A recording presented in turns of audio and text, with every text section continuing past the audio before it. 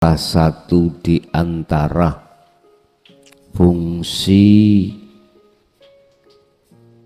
mengikuti ajaran Rasulullah di jalur dinul haq atau dinut tauhid itu bagaimana?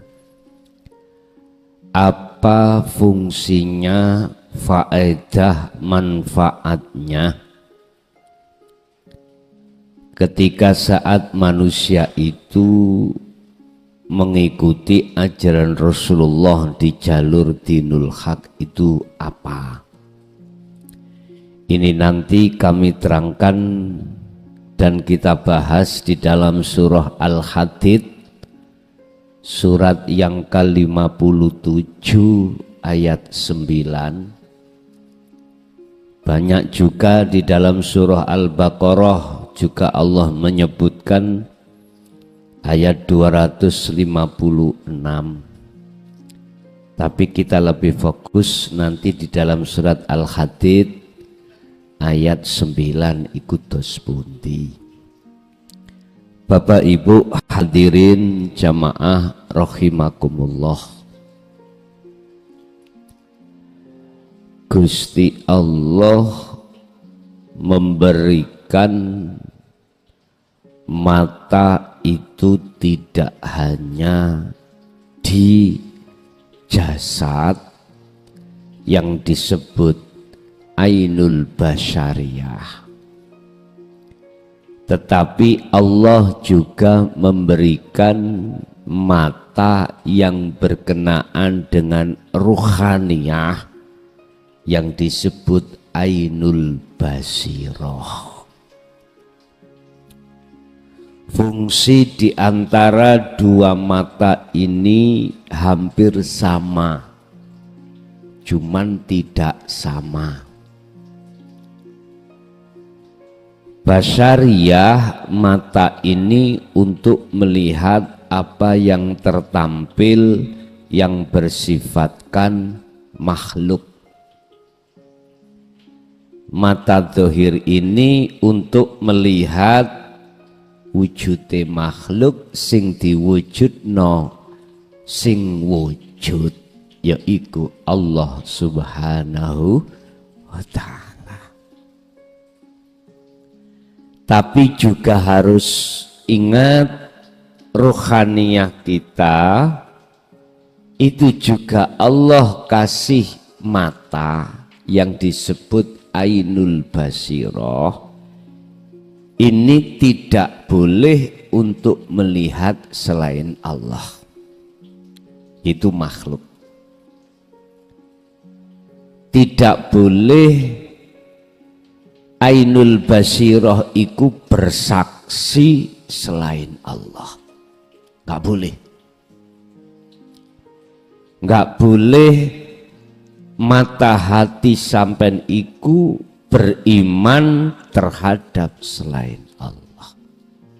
Bersaksi melihat itu nanti hasilnya iman. Hasilnya iman. Contoh, sekarang mata dohir jenengan melihat makhluk, jenengan bersaksi bahwasanya jenengan iki melihat si A. Contoh, kok ndelok makhluk ke mata dohir ini, si A lapo toh? Si A itu melakukan sholat atau aktivitas nopo. Hasilnya akal akan beriman bahwasanya yang melakukan itu si A. Akal kita pasti seperti itu, Pak. Lah bahayanya ini akal ditunggangi nafsu untuk memaksa mata hati ruhaniyah sampean iki juga melihat si A, melihat makhluknya. Nafsu ngomong kal akal ngomong si roh yang melakukan sholat ini si A.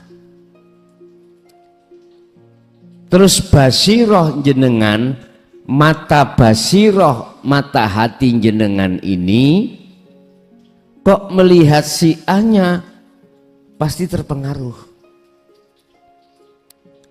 Pasti terpengaruh dengan iman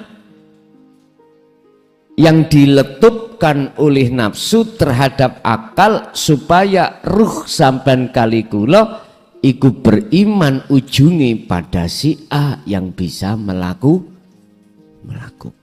Ini proses Bapak Ibu. Prosesnya. Dan kita mengalami hal seperti itu. Sebelum Allah berfirman di dalam surah Al-Hijr, iblis utawa nafsu iku ngomong, illa ibadaka minhumul mukhlasin, illa ibadaka kecuali hambamu yang tidak bisa aku plesetkan ya Allah. Iki ngomongin nafsu atau ngomongin iblis. Minhum iku setengah saking hamba yang tidak bisa kami plesetkan, yaiku al-mukhlasin utawi wong sing jenengan pilih. Niki sinten Bapak Ibu wong sing dipilih Allah iku? Yaiku golongan-golongan yang hatinya itu sudah tidak terpengaruh dengan bisikan hawa nafsu tentang iman tadi.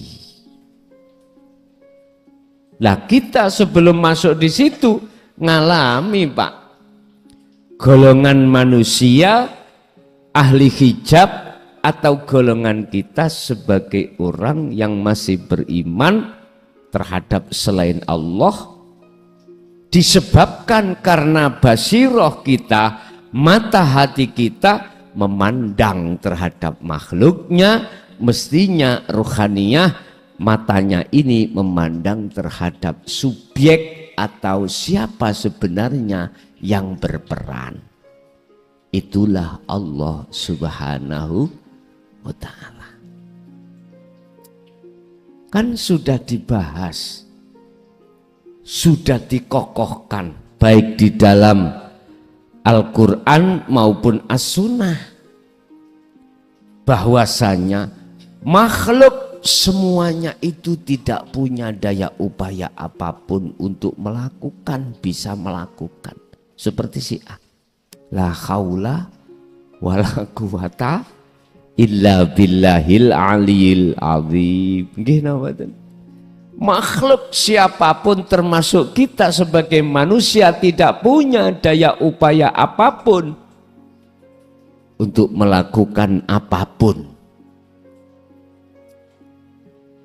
untuk mendengar apapun, untuk melihat apapun, untuk berbicara apapun, nggak punya.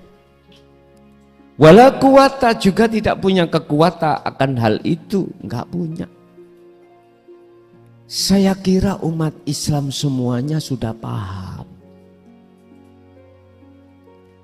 Tapi mengapa prakteknya kita masih menuduh si A itu bisa melakukan sholat? Mengapa prakteknya kita dalam hati masih merasa diri kita yang bisa melakukan sholat? Ini apa persoalannya? Itu tadi Pak, karena fungsi ainul basiroh kita tidak sesuai. Mestinya melihatnya ainul basiroh terhadap Allahnya, tapi berhubung kena bisikan nafsu, akhirnya melihat makhluknya sama dengan basariyah mata dohir. Akhirnya jatuhnya iman kita pada selain Allah.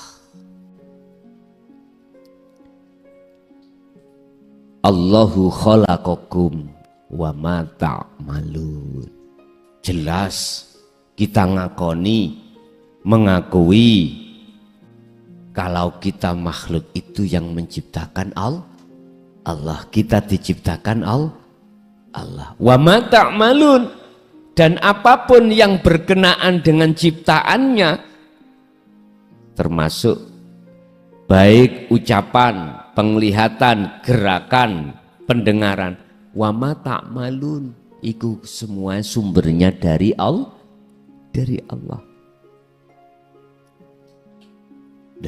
Kita sudah diajarkan Allah di situ. Cuman praktek kita mengapa kok tidak sesuai dengan teori? Itu tadi karena kita itu masih dalam tahap ruhaniyah ini menjadi budaknya hawa nafsu. Akhirnya dengan kondisi seperti inilah Bapak Ibu, alasan seperti inilah rohaniyah kita Bapak Ibu sebagai umat manusia, maka muncullah satu firman surat Al-Hadid ayat 9 termasuk supaya menjawab apa yang terjadi pada rohaniyah kita. Jadi asbabun nuzulnya ayat ini dikarenakan hati kita masih di dalam belenggunya hawa nafsu. Siapapun kita manakala rohaniyah ini terbelenggu oleh hawa nafsu, ketika kita berlaku ibadah mahdhuf atau ghairu mahdhuf, murni atau tidak murni yang kita lakukan, di mata Allah belum bisa dikatakan benar. Belum. Murni, ibadah murni, contoh salat, maca Quran, zakat, puasa, haji, murni. Yang tidak murni, kerja, ibadah yang tidak murni, ibadah, contoh kerja, sosialisasi, serawungan kepada siapapun, apapun aktivitas, ini selain murni, tapi disebut ibadah. Ini di mata Allah tidak akan bernilai apapun manakala kita masih dalam kondisi jadi budaknya hawa nafsu. Pandangan hakikat bukan syariat. Sehingga saya ketika melakukan sholat masih ada iman selain Allah. Contohnya dalam hati saya meyakini yang melakukan itu saya. Ini yang bisa melakukan itu saya. Cilik non dedek, jika mengung. Lah ini Bapak Ibu yang menjadikan sholat saya tidak khusyuk. Ini masih nuansa Isra Mi'raj.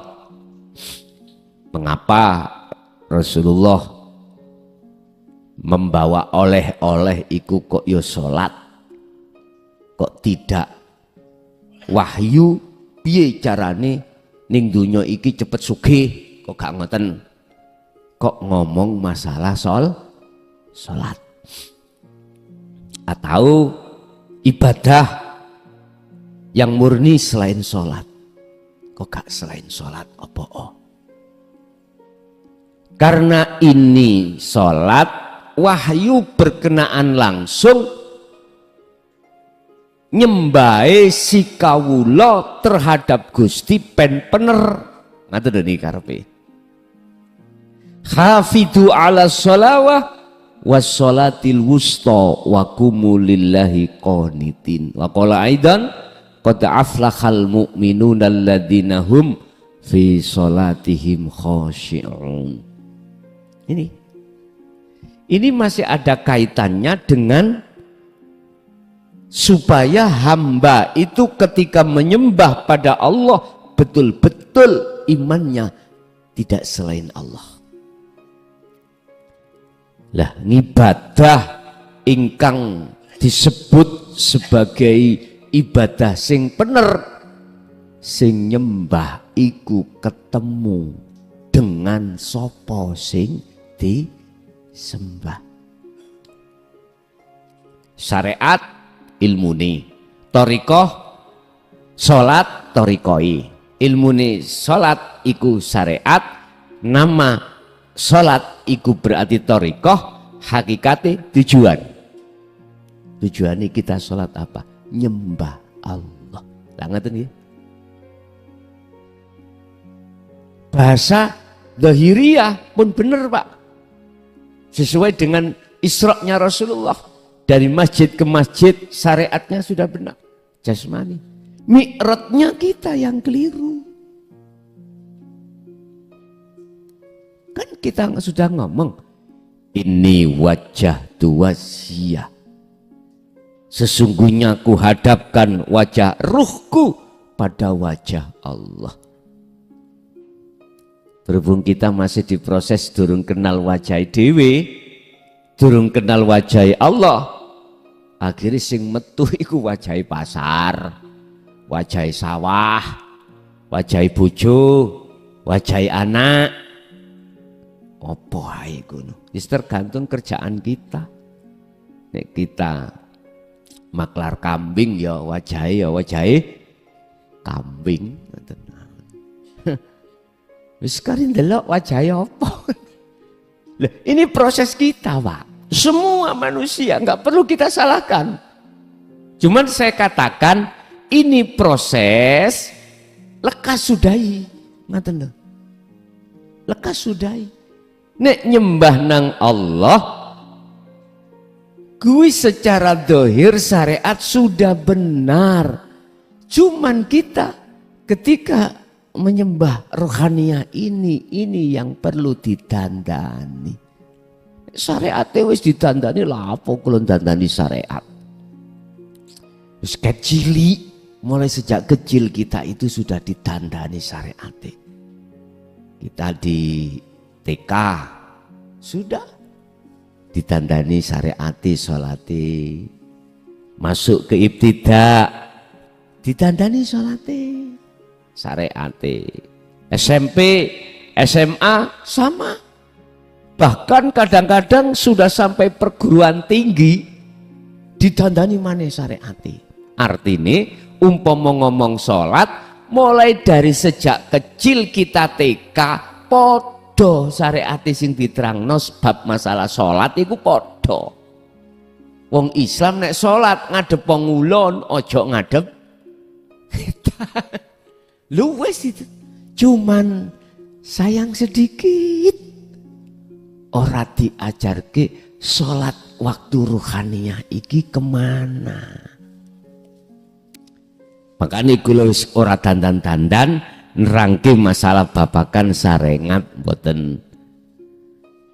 Khususnya datang jenengan yang sudah masuk di ajaran Rasulullah di jalur tauhid, iku khusus dandani ruhaniyah jenengan sebelum mingkobli ayak tiyakumul adab, sebelum datangnya satu kematian. Sebab roh iku Pak, nek wis ajal teko mlebu nanggone bolongan nang ruangan, sing ruangan iku ono sing gelap, ono sing terang. Wa min waraihim barzakhun ila yaumi yub'atsun. Loh, kita setiap saat dan waktu ditunggu Pak kematian. Kita nggak tahu itu kapan itu teko. Memang dirahasiani Allah supaya nguji jenengan lekas fafiru ilallah apa ndak jenengan ruhaniyah. Semua evaluasi diri.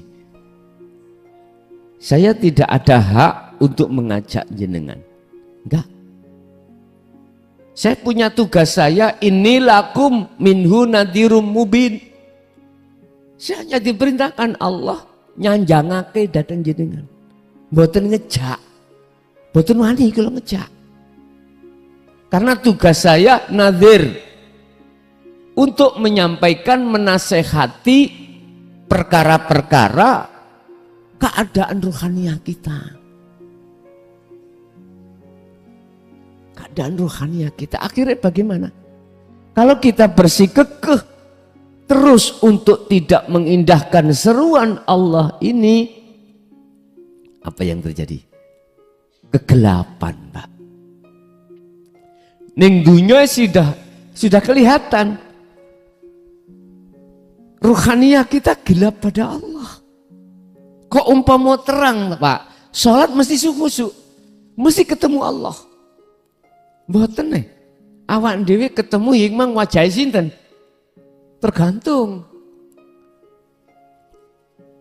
Apalagi arek nom-nom, lagi punya pacar, seneng-senenge wajah makhluk metu kang rupa sidoi. Lah ngaten nggih? Lho kula nggih ngoten sami sedaya. Ngalami ngoten niku jenengan. Bapak Ibu hadirin jamaah rahimakumullah. Oleh karena rohaniah kita jadi budaknya hawa nafsu, akhirnya segala aktivitas kita baik berupa ibadah yang murni atau tidak murni, rohaniah kita jauh dari Allah. Jauh. Padahal bagaimana kakeknya beliau Nabi Muhammad SAW melanjutkan apa yang telah diteladankan oleh yaitu Nabiullah Ibrahim. Ini sak temeningi rohku maksudnya wajah tu wajia ku arahkan ku hadapkan ke wajah Allah. Ini loh Pak wajah Allah niki loh wajah Allah itu. Bukan angin loh ya, bukan udara, bukan oksigen, bukan. Dalam ayat Allah katakan laisa kamislihi.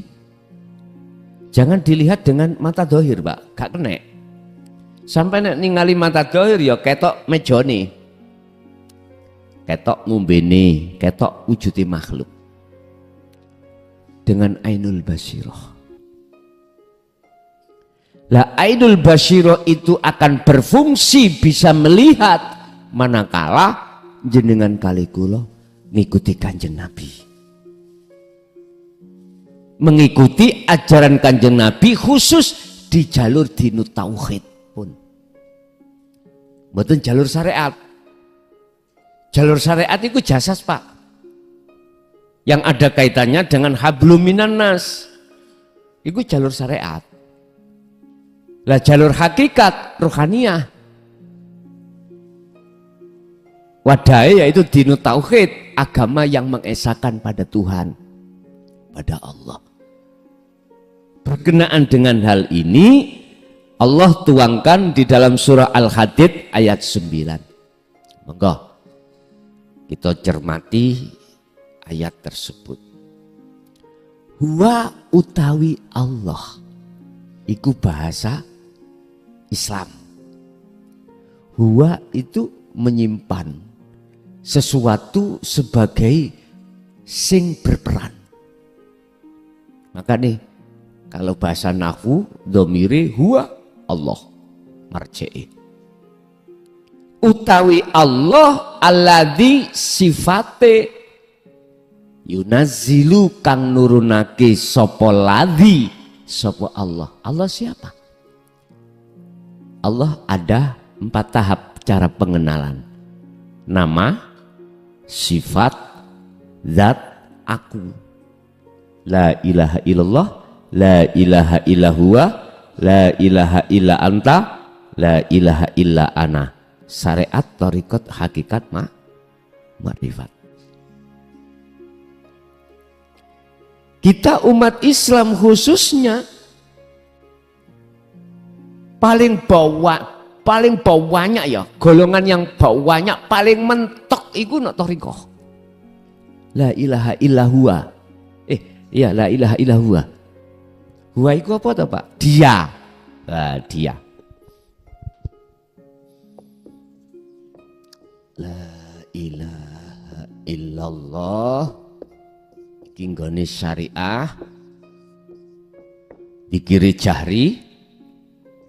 Dua, la ilaha illa huwa. Nanggone thariqah. Dikiri siri. Tiga, la ilaha illa anta. Di dalam hakikat. Dikiri sirul asrar. Papat, la ilaha illa ana. Dikiri fana'u dzikri ning hak nang makrifat.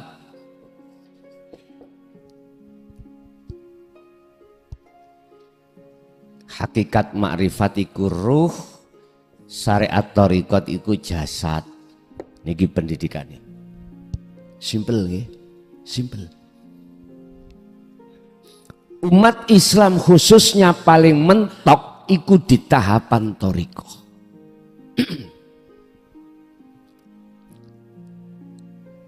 Lebih banyak lagi syariat.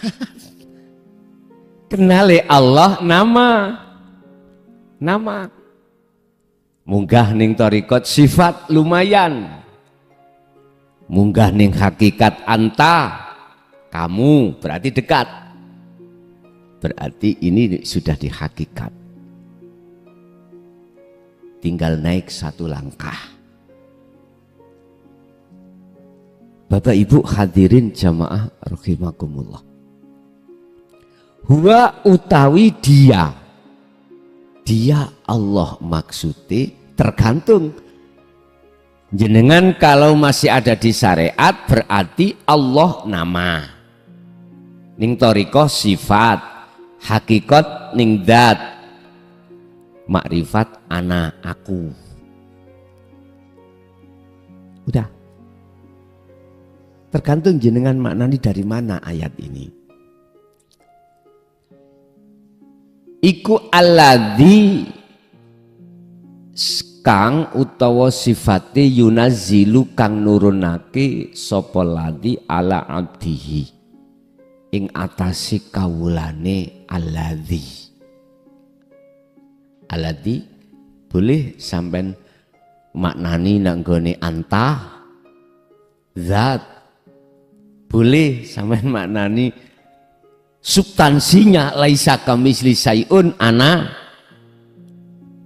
Tapi gegeran, Pak. Yes, kita pakai umum. Berarti yunazzilu kang nurunake sapa Allah. Wis ngoten mawon. Sing penting ati sampean lari kemana. Ala abdihi terhadap hambanya. Siapa hambanya yang dimaksud? Miturut Al-Quran ini, kalau kita melihat muhakamah syariatnya, ya Muhammad. Maksudnya Ibnu Abdillah. Nah, ini kalau jenengan tarik di dalam la ilaha illa anta, beda maneh. Muhammad siapa? Nurunake ayatim bayinatin. Nah ini Pak. Piro-piro wahyu ayat yang menjelaskan bagaimana caranya ruhaniyah sampean itu bisa mengenal Allah dan bertemu. Ayatim mubayyinatin itu bisa kami artikan dinul haq, dinul tauhid.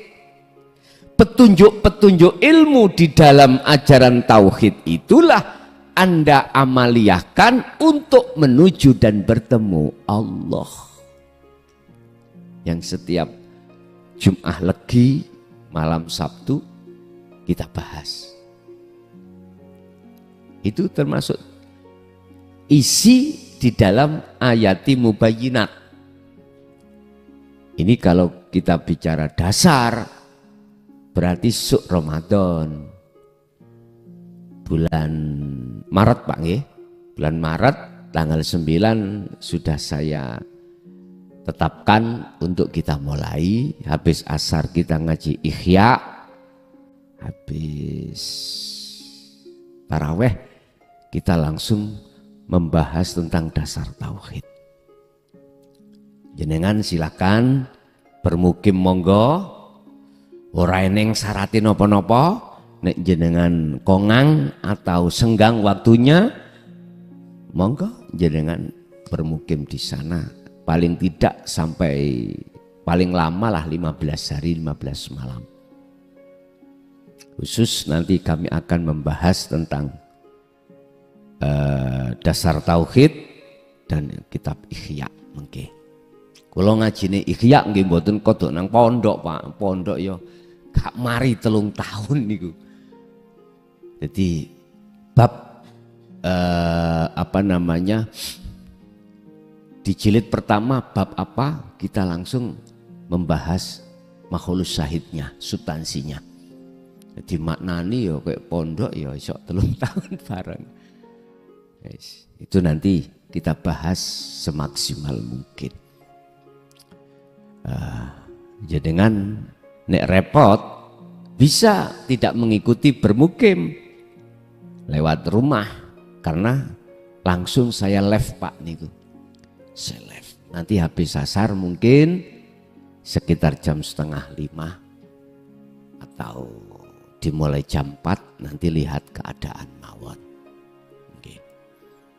Pun iku nek kersa bagi pemula khususi niki. Lah nek senior-senior jenengan yes mboten kantun jenengan iki memperdalam, mempertajam zikir mawon. Ngoten. Wis. Apa maksud dan tujuannya? Isinya ayat-ayat yang jelas itu disampaikan Allah terhadap Kanjeng Nabi dan Kanjeng Nabi disampaikan terhadap umatnya. Liyukhrijakum krono arai kanggo ngetokno ruhaniyahmu minadzulumat dari zona gelap pada Allah, zona kita itu menjadi budaknya hawa nafsu, dibebaskan sampai itu ila nur menuju kemerdekaan, ila nur menuju terang benerang nyatanya Allah. Otomatis harus sampai la ilaha illa ana, harus sampai di situ. Berarti kita tidak cukup jasmaniah kita itu bertauhid la ilaha illallah, enggak cukup. Kita harus naik terus. Biar ruhaniah itu juga bertauhid, juga mengesahkan pada Allah. Jasad patuh di dalam hukum syariat, ruhaniah patuh di dalam hukum hakikat. Simple jadi Pak. Ruhaniah ini apa sih yang diperintahkan? Hanya beriman pada ana. Ana siapa?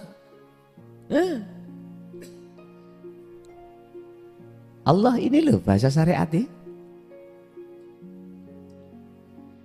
Lah ini jenengan boten lewat la ilaha illa anta seperti Nabi Yunus boten saged.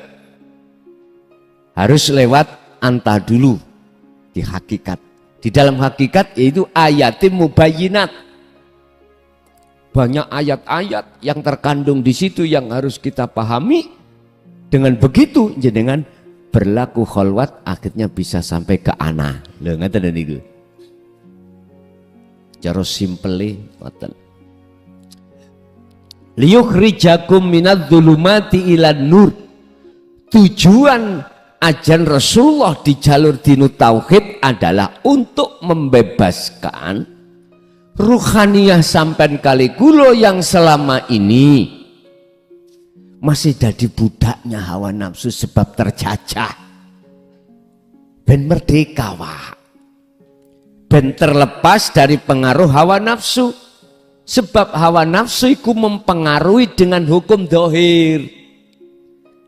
Apa sing kula delok si A contone iku mau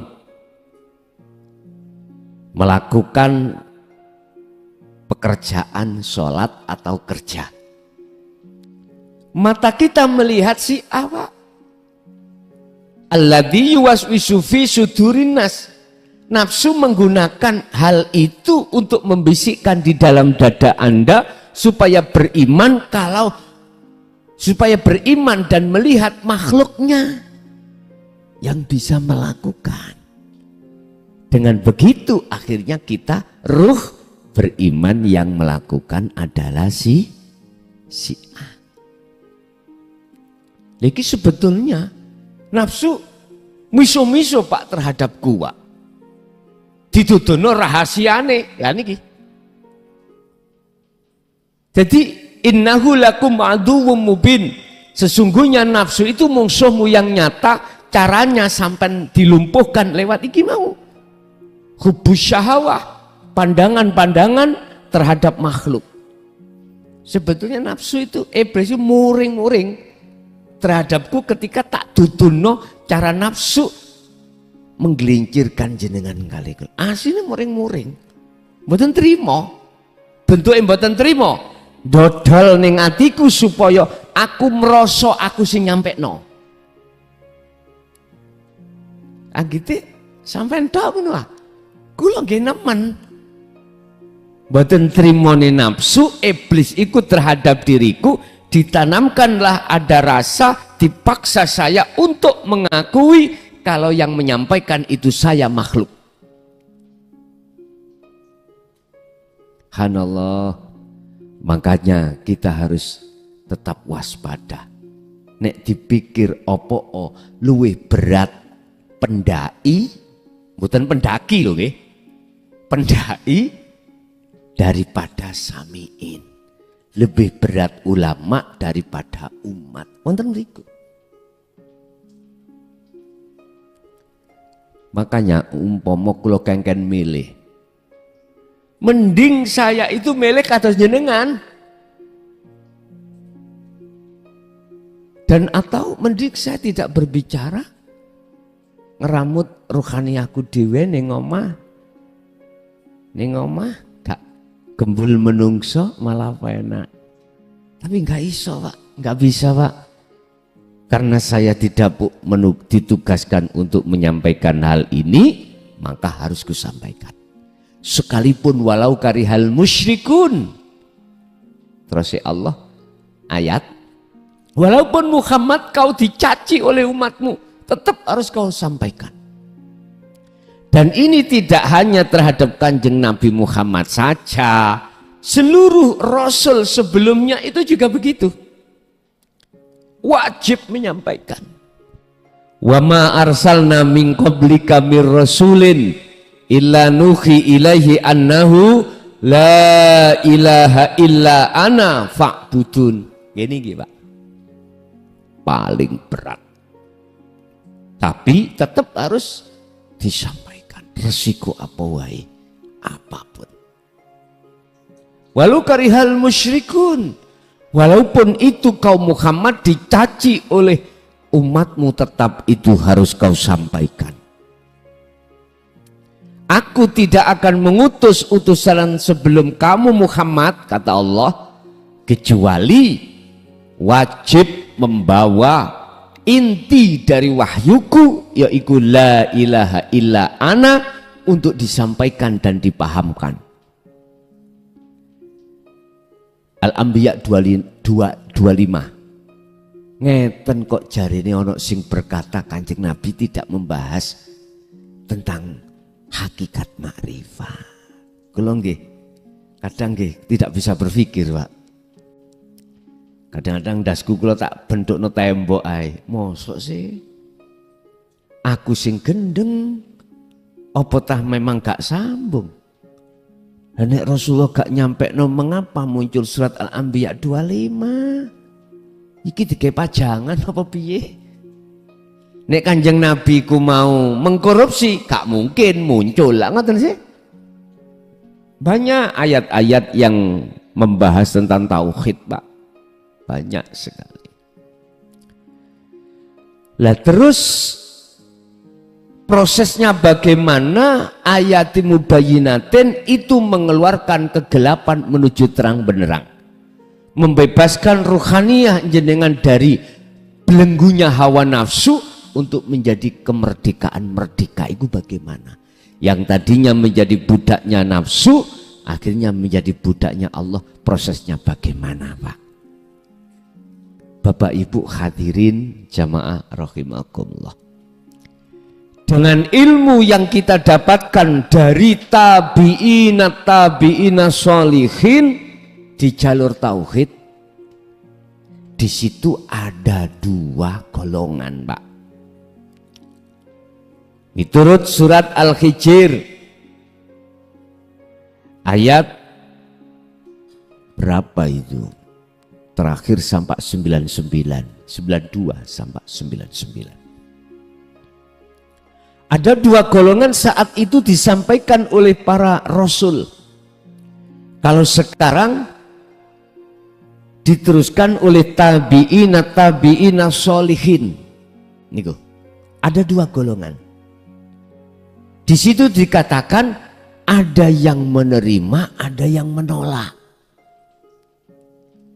Yang menolak ini golongan wa aktsaruhum la yu'minun, kebanyakan. Saya tidak bicara yang menolak, kita bicara yang menerima.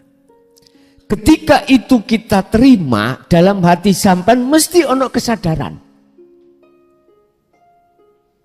Sadar diri bahwasanya ruhaniyah kita selama ini mulai akil balik sampai entah berapa umur kita telah berlaku zalim pada Allah dengan bentuk beriman pada selain Allah. Contoh tadi, hatiku iman yang melakukan itu si A, padahal makhluk.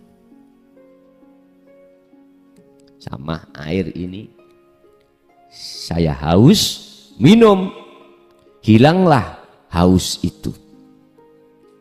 Hatiku beriman. Oleh karena kena bujukan nafsu, disuruh beriman, makhluk air ini bisa menghilangkan rasa haus. Makhluk itu bisa mendatangkan mudorot atau manfaat. Padahal di dalam surah Al-Ma'idah ayat 76, malakum dzarraw wala naf'an, gak ada makhluk itu bisa memberikan manfaat dan mudarat aslinya gitu loh, bukan hakikatnya, bukan syariatnya. Kalau syariatnya jelas air bisa menghilangkan rasa jelas, cuman hakikatnya itu Allah. Buktinya apa? Ala innahu bikulli syai'in muhit. Kita nggak sadar di dalam dan di luar air itu ada Allah. Ingat, sesungguhnya Allah bukan nama, isim, Allah bukan sifat, Allah bukan zat, tapi Allah ana. Itu melimputi segala hal, sesuatu apapun. Termasuk air, termasuk si A tadi. Sehingga seakan-akan air itu bisa menghilangkan rasa haus. Coba andai kata nggak ada Allah, bisa apa air? Bisa apa kita? Bisa berkumpul di sini? Nggak bisa. Boten sakit. Mengapa kita lupa? Waktu mau berangkat ke sini nggak sadar hati ini kalau sesungguhnya yang punya peran sehingga memerankan dirinya rupon jenengan iki kesini iku Allah. Itu tadi, karena hati kita masih dalam posisi gelap, masih dalam posisi jadi budaknya nafsu. Ilmu berhubung sudah disampaikan, ajaran itu kita terima, paham. Akhirnya kedua, kita itu diperintahkan untuk yakfur bitaghut wa yu'min billah.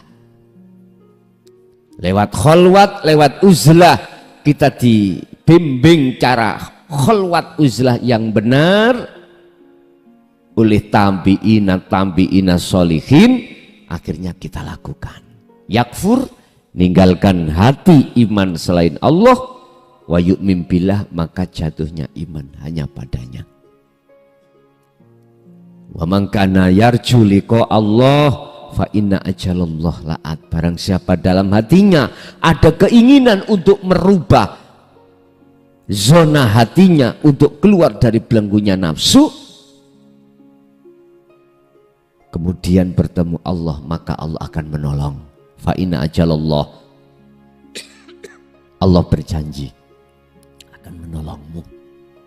Allah berjanji waktu yang sudah ditentukan atas untuk pertemuan terhadap jenengan, datang Gusti Allah. Sudah, ini Allah janji sendiri. Saya cuma nyampe aking kayak kabar mawon. Mengapa hanya orang yang ada keinginan? Wa man kana yarju liqa Allah. Barang siapa dalam hatinya ada keinginan untuk bertemu Allah. Karena pada umumnya Pak, banyak manusia itu mau ketemu Allah. Sing enak ketemu kesenangan kemewahan tuh dunia. Karena dianggap keindahan, kenikmatan duniawi itu kekal. Memang nafsu itu membuat seperti itu. Kita nggak sadar, akhirnya kita tolak itu ajaran Rasulullah. Tapi berbahagialah, qad aflahal mu'minun. Orang-orang mukmin yang mau menerima yastami'unal qaula, menerima ajaran ini. Sebab nyuwun sewu, kunci ya Nabi Adam bisa kembali ke surga itu cuma satu. Fatalaqa Adamu mir rabbihi kalimatin. Karena Nabi Adam iku purun rimo kalimat sangka pangerani. Apa isi kalimat? Ayatim mubayyinah, ajaran-ajaran untuk membebaskan ruhaniah beliau dari selama ini belenggunya hawa nafsu. Sama terhadap kita. Kembali ke asal, wong asal jenengan iki fitrah. Mulai zaman azali sampai jenengan iki akil balik. Fitrah Pak, ruhaniah jenengan. Dereng khianat pada Allah belum. Kita masih mulus. Makanya kanjeng Nabi lewat hadisnya sahih ya. Ono arek cilik mati belum balik surga dijamin. Lah ngerti.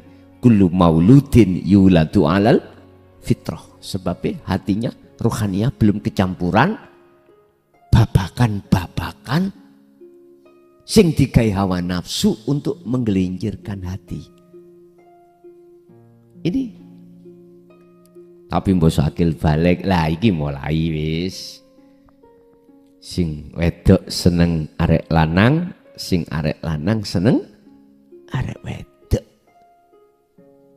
Dan ini sunatullah. Wajar.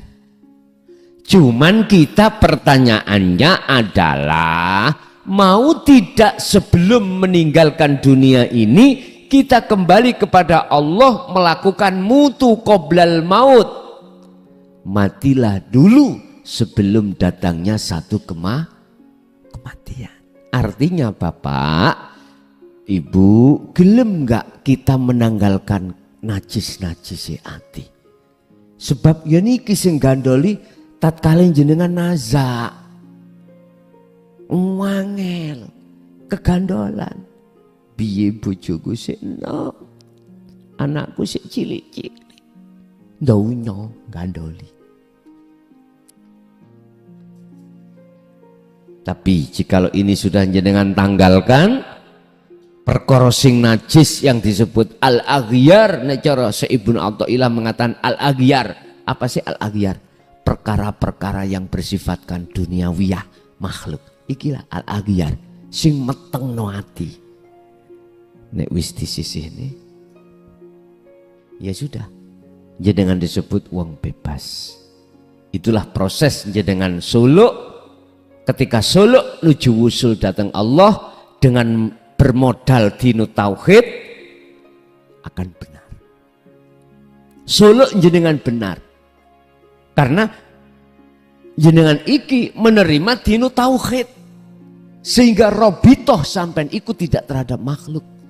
Makanya saya ingatkan saudara-saudara saya yang masih ada di Thariqah tentang robitoh. Apa sih robitoh itu? Menghadapnya ruhaniyah jenengan pada siapa? Menghadirkan wajah-wajah siapa? Jadi saya ini Pak mantan wong bejat di mata Allah. Berapa puluh tahun. Dulinan tentang mukasyafah. Dulinan hati ini beriman pada selain Allah di dalam dunia karomah. Blenger Pak. Estu. Jujur mawon. Saya tahun 76 itu sudah di Beat Abah dalam satu Thariqah. Thariqah, salah satu Thariqah Mu'tabaroh. Gak usah tak sebutkan Pak ya. Gak usah. Gitu. Robito saya terhadap Abah saya. Karena petunjuknya gitu. Makanya tergantung yang membawa kita itu siapa. Ngapunten ingkang kathah. Memang itu proses perjalanan. Maksud saya tak buka rahasia hakikat pekerjaan nafsu supaya jenengan tidak berlarut-larut terus menerus seperti kami mengalami seperti itu dulu berpuluh tahun. Tentang robitoh Pak, penghadapan. Di dalam Al-Quran itu tidak ada. Untuk menghadapkan wajah makhluk itu enggak ada. Sampai Kanjeng Nabi dihadirkan enggak boleh. Hanya satu yang kutemukan. Dalam Al-Quran itu surat Al-An'am ayat 79. Dan ini juga dilakukan Kanjeng Nabi. Yang Kanjeng Nabi meniru kakeknya Nabi Ibrahim. Berbunyi apa di situ? Inni wajjahtu wajhiya lilladzi fataras samawati wal ardha hanifan wa ma ana minal musyrikin. Wa ma ana minal musyrikin. Saya ini sudah tidak termasuk golongan orang yang menyekutukan Allah. Ini Nabi Ibrahim. Sebab apa beliau itu sudah tidak lagi menjadi golongan orang yang menyekutukan. Ayat awal dibuka, ini wajah tuas, ku hadapkan wajahku ke wajah Allah, bukan wajah makhluk.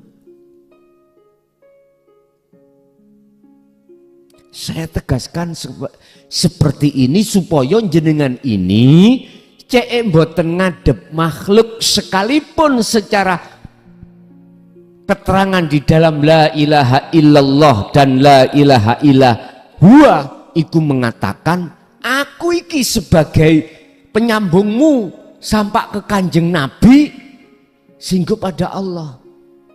Lah gitu toh. Mohon maaf putus tengah jalan sampean gak iso. Ruhaniyah Pak. Nek secara zahiriyah yang berkenaan dengan hablum minan nas nggak apa-apa. Karena itu taklimnya. Tapi ruhaniyah sampai nggak boleh berpuji pada selain Allah. Takutnya kita itu ada keterangan yang mengatakan kamu harus menghadapkan wajahku karena aku ini sebagai orang yang menghantarkan kau untuk sampai pada Rasul, sampai pada Kanjeng Nabi, sampai pada Allah. Nyun sewu Pak, mohon maaf. Miturut pandangan hakikat yang pernah aku alami, omong kosong. Saya berani mengatakan ini karena fakta pada diri saya. Entah jenengan nggak tahu saya. Estu Pak. Ternyata jawabnya ruhaniyah tidak menyekutukan Allah, robitoh jenengan ini wajah tu wajiyah, kuhadapkan wajah ruhku pada wajah Allah. Siapa Allah? Lilladzi fataras samawati wal ardo, yang menciptakan dan yang menguasai jagat langit dan jagat bumi. Jagat langit rohaniyah, jagat bumi jasmaniyah ini makhluk. Hanifan, dengan sungguh-sungguh, jangan condong betul. Tak oleh goyah. Kalau sudah betul-betul di sini, maka wama ana minal musyrikin. Sekali lagi saya katakan, saya tidak mengajak. Saya cuma memberikan kabar saja. Urusan saya disalahkan, saya ridho. Urusan ini dibenarkan, hati jenengan juga saya ridho. Sebab ada dua golongan. Ada yang nggak terima ini. Karena dianggapnya saya mengkat makalah yang mengatakan, Yun sewu, kau harus hadapkan wajahku karena aku iki sebagai jalan untuk menuju dan bertemu terhadap sampai Kanjeng Nabi, sampai Allah Subhanahu.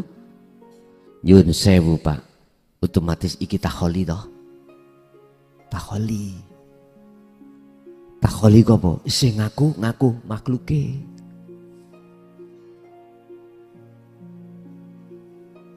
Yun sewu, guru akhirat kita tidak mendidik seperti itu. Guru akhirat kita tabi'ina sholihin mendidik alhamdu utawi sekabai puja dan puji ikulillahi hanya pada Allah. Iyyaka na'budu wa iyyaka wa ma umiru, dan ora diperintah sira kabeh illa liya'budullaha, kecuali untuk menghadap menyembah pada Allah.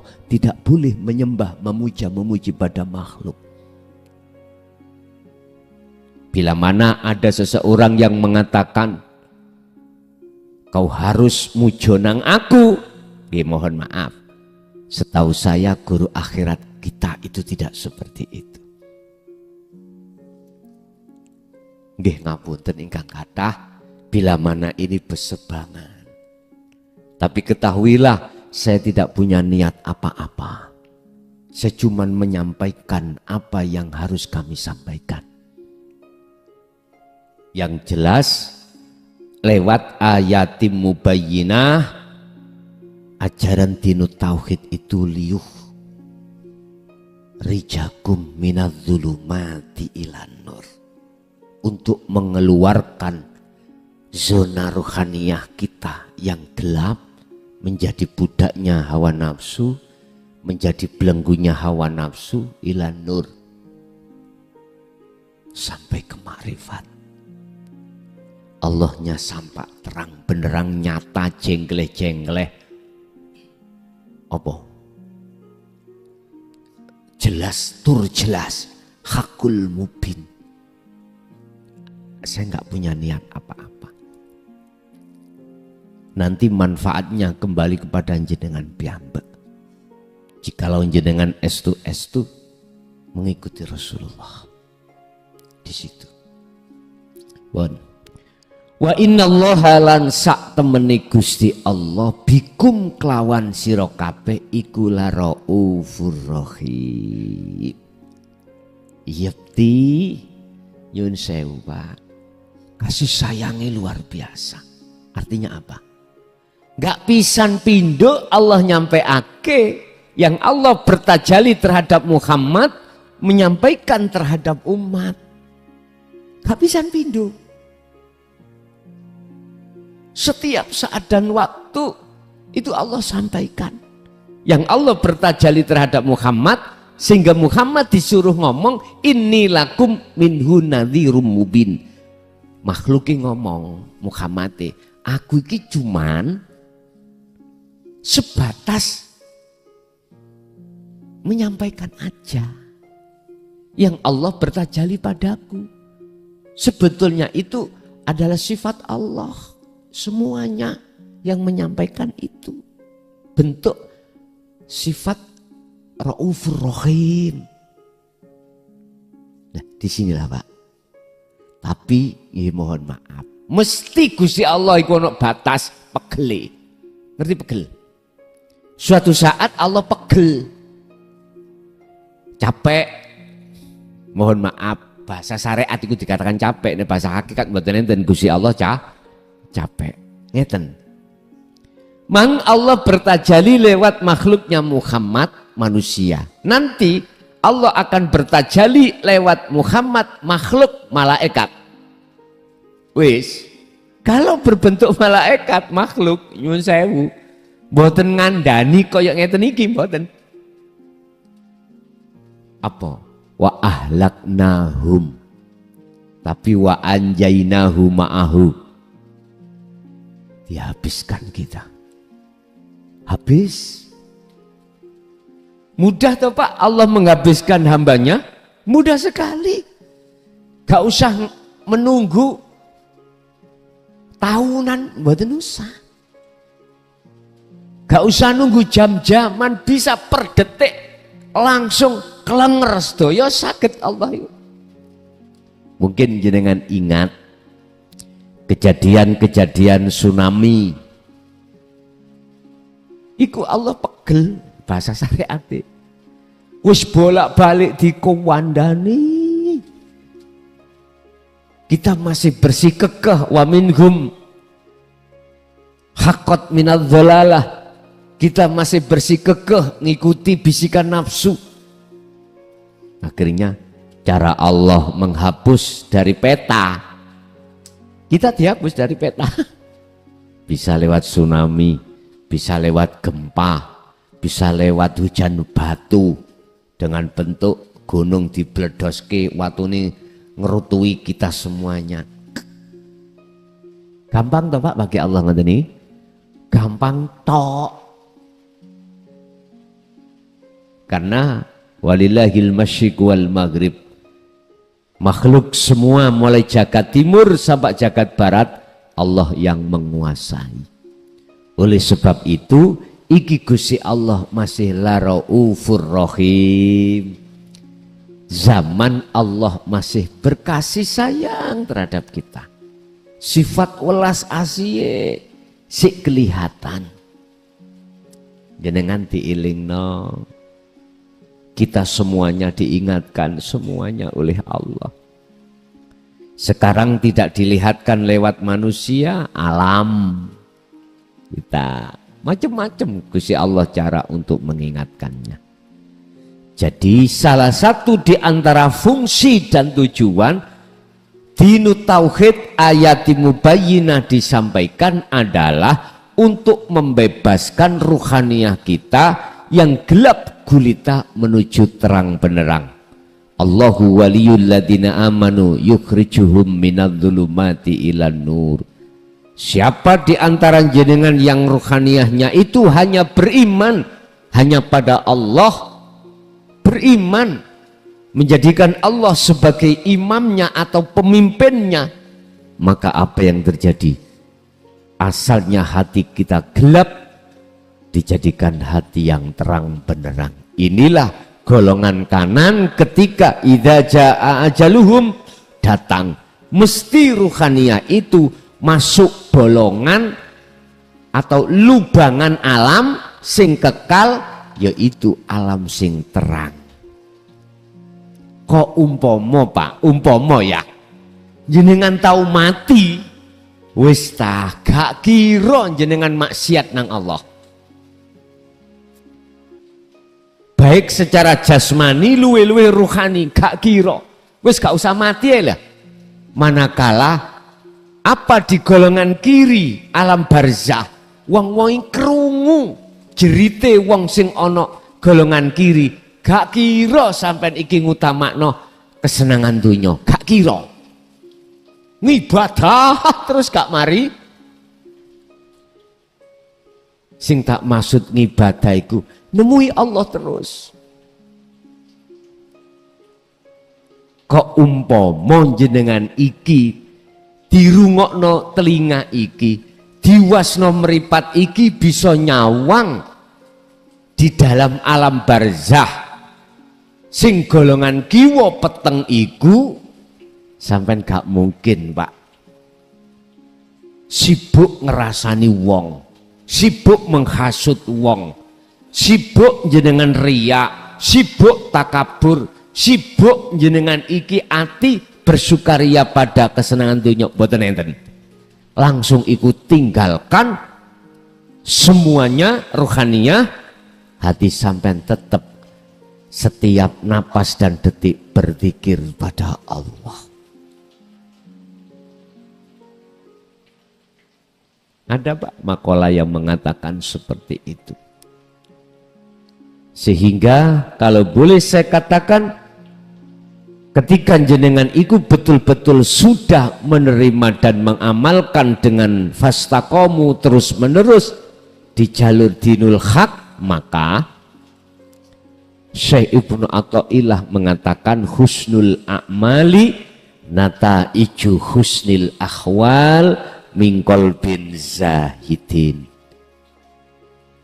Inilah bagusi amaliyah, baik murni ibadah atau tidak, mesti diterima oleh Allah jikalau keadaan hati jenengan qalbin zahidin. Dalam satu ayat qalbin salimin, atau dalam ayat innama yataqabbalullahu minal muttaqin, hati yang selamat, hati yang bertakwa, hati yang condong hanya pada Allah, bukan hati yang condong pada makhluk.